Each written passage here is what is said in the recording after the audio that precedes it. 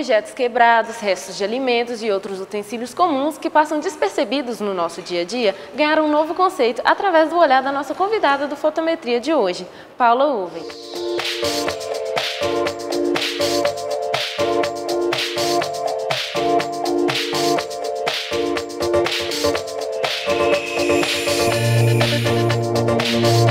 Seja bem-vinda, Paula.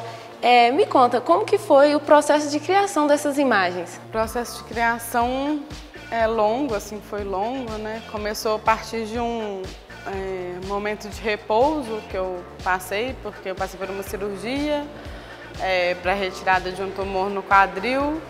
E aí eu fiquei muito tempo em casa, assim, nesse momento de restabelecimento e comecei a observar nos objetos cotidianos, assim, domésticos, que estavam bem próximos, assim, situações formais que eram muito parecidas com o sentimento que eu estava experimentando, assim. Então, eu comecei a observar essa situação de fragilidade, fratura, ruptura e recomposição das formas, assim. Observar certa vida mesmo desses objetos cotidianos a partir dessa experiência. Paula conta como foi o processo de reunir os objetos que foram utilizados e da participação especial da filha ao longo desse trabalho.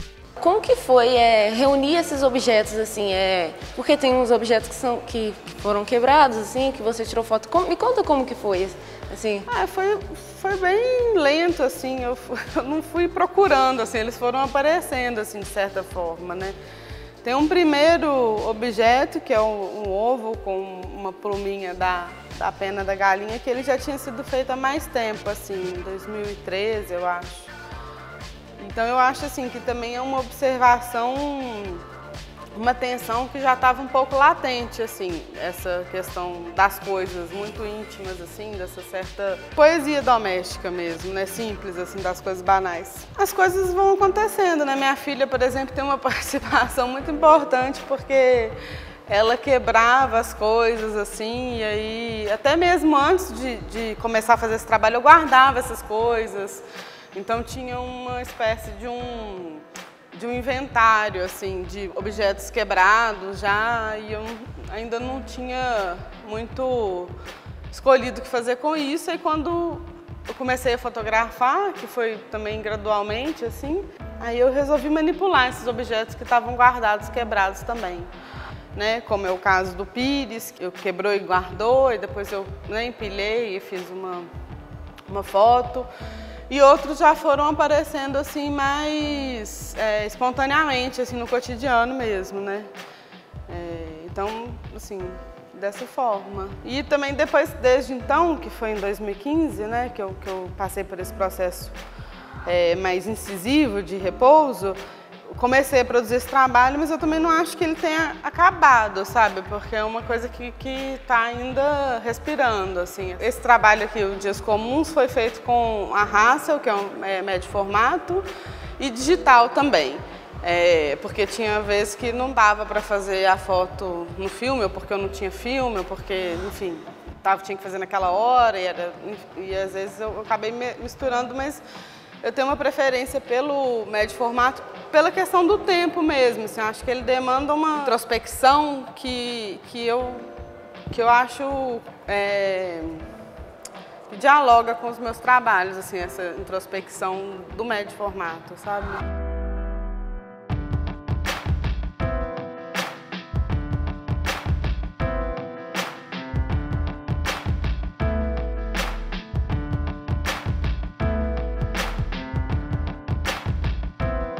Como você estava de repouso nessa época, teve alguma ajuda para construir essas imagens? Ou foi uma coisa que você fez gradativamente, tranquilinha, no repouso, mas era uma coisa mais sua?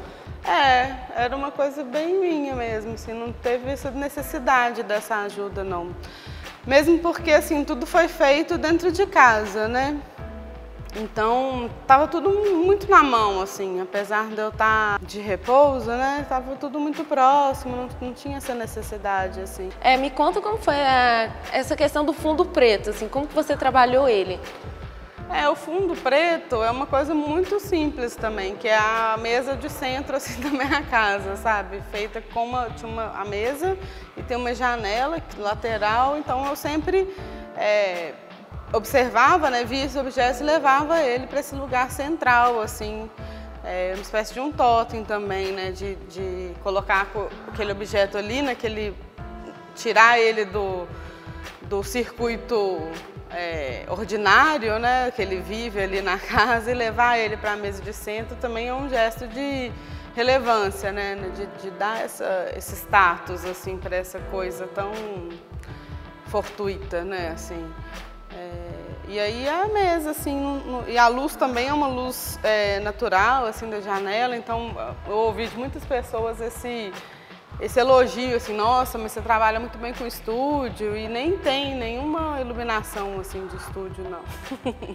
Até para falar essa questão de iluminação, assim, tem outros trabalhos seus que você pega muito nessa questão de iluminação natural ou você já usa mais iluminação artificial? Não, varia demais, assim, o único trabalho que eu realmente usei uma iluminação de estúdio, que nem foi só iluminação, que foi todo um aparato, assim, bem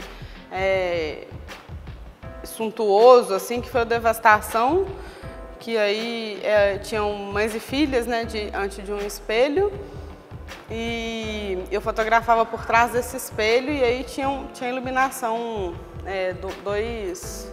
duas luzes, assim, em cima da mãe e da filha, né. Mas foi só esse, assim, mas que se pode chamar de um uso de estúdio, assim. O apneia, que é um trabalho que as pessoas ficam mergulhadas, né?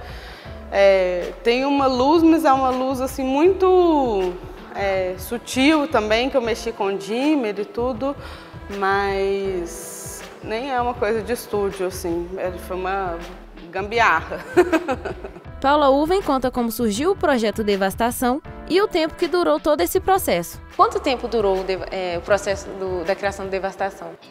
Devastação foi um projeto mesmo que eu pensei, né, nele, assim, antes de produzir. Ele foi inscrito num edital da Funarte, aí eu ganhei o prêmio Funarte Mulheres das Artes Visuais 2014, eu acho, ou 13, não lembro. Depois do projeto aprovado, eu fui fazer as fotos. E aí eu convidei 20 pares de mães e filhas e o processo de fotografar mesmo foi durante um mês, assim, que esses 20 pares passaram também pela minha casa, porque eu montei essa espécie de estúdio lá na sala mesmo, que eu achava melhor para receber as pessoas, assim, mas ele também é fruto de uma experiência, assim, bem íntima, que foi minha volta do Rio para Belo Horizonte. Quando eu fui para o Rio, eu tinha 22 anos, não lembro.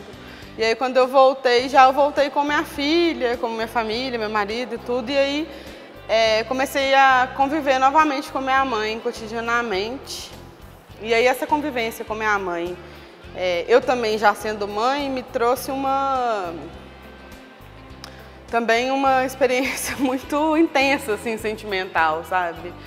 E aí eu comecei a ficar pensando bastante, assim, nessas relações entre mães e filhas, até que eu descobri que tinha esse conceito de devastação do Lacan, que ele diz que para a menina se tornar mulher, ela precisa se separar da mãe para se tornar mulher. Só que é uma separação, de certa forma, impossível, assim, porque a gente nunca deixa de desejar se identificar, mas ao mesmo tempo se separar, né? Então é uma relação bastante conflituosa, assim. O sentimento é muito presente nas fotografias da Paula. Ela conta de onde veio essa inspiração e as suas principais referências dentro da fotografia. Paula, agora eu vou pegar um pouco dessa sua relação com fotografia. É porque eu percebi que você trabalha muito com essa questão de sentimentos. Quais são suas referências dentro da fotografia? Então, eu gosto muito do trabalho, um trabalho que me impactou bastante, assim, que eu acho que foi bem importante na minha formação enquanto fotógrafa, foi a Nan Goldin, assim, que hoje, a princípio, parece que não tem nada a ver com o que eu faço, mas eu gosto muito da forma como ela utiliza a fotografia mesmo, sabe, como uma espécie de diário, de uma relação muito amorosa mesmo e afetiva. íntima. Eu acho que isso para mim é um traço que permanece. Eu gosto muito também do trabalho da Rosângela Renault, porque eu acho que ela pensa a fotografia assim, de uma forma física, assim, matérica, relacionada à memória. Gosto muito também dela. E tem vários, assim. Gosto da Sophie Calle, que também usa a fotografia como um certo dispositivo assim, de relações, né? Assim, de uma narrativa muito interessante mesmo. O Alexandre Sequeira, que é um brasileiro.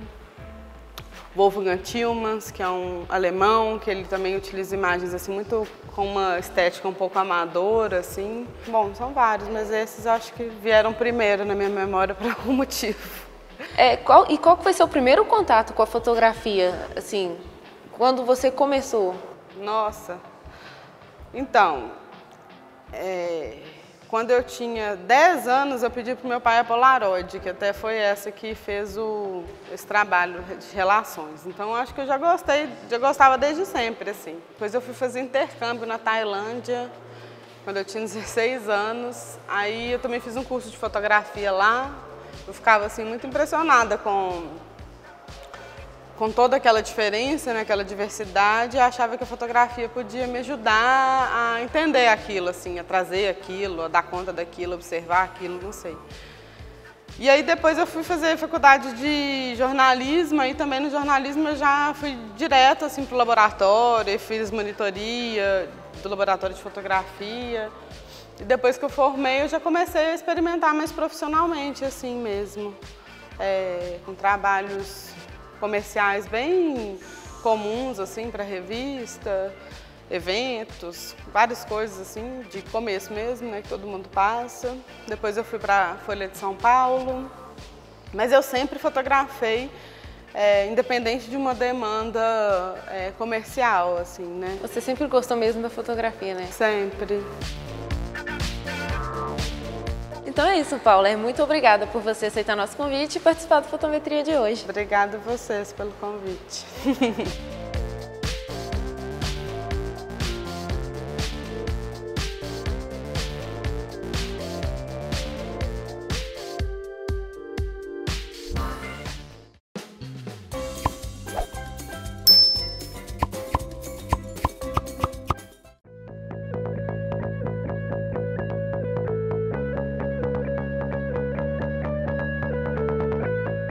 Fique agora com uma dica de ouro do fotógrafo Charles Torres.